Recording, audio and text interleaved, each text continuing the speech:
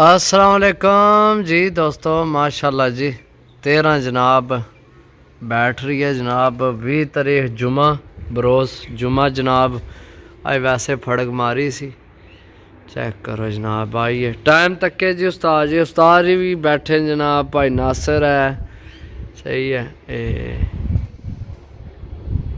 ए check करो जनाब माशाल्लाह। बाकी एक 13 ते एक वड्डी 13 ते काली ते कोई नूर ऊपर है। ये चेक करो माशाल्लाह,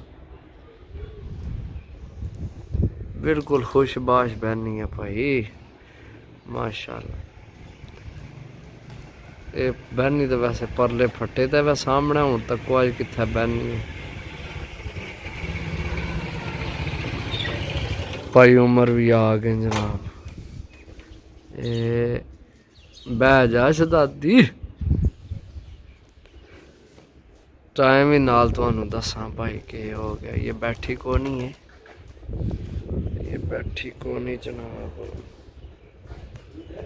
ये भी को नहीं बैठी। ये चेक करो टाइम हो गए जनाब माशाल्लाह। 4:12 हो गए ने। 20 तारीख बरोस जुमा। ओ बैठी है जनाब, ओ बह गई थल्ले जाल ते बैठी नहीं, उत्थे ऊपर फटे ते बैठी है जिथे मैं दसिया सी। और चेक करो, सही है दोस्तों। बाकी जनाब 4 ऊपर चारे शोन तहसील लैवल ते टूर्नामेंट उड्डे है। बाकी सारे ने एक दो बह गया माशाल्लाह। दाना चेक करो, देसी जनाब बाजरे चाहिए।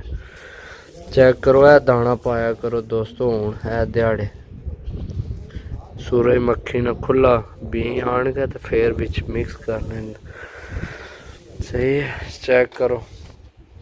हाँ जी उस्ताद जी, किथे जाने के होए टाइम? ओ वारा एक और आए जी, सलेटा वारा है जी। ओ पर जा रहे मैं, ओ सलेटा कबूतर जा रहे जी वारा। ओ नजर आए ओ सामने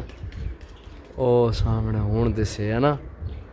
ए दोनों तुहानू दसने ए सलेटा ए सामने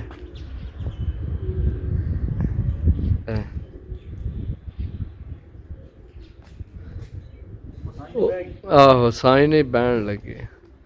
हाँ कुटियां मारना बह गए।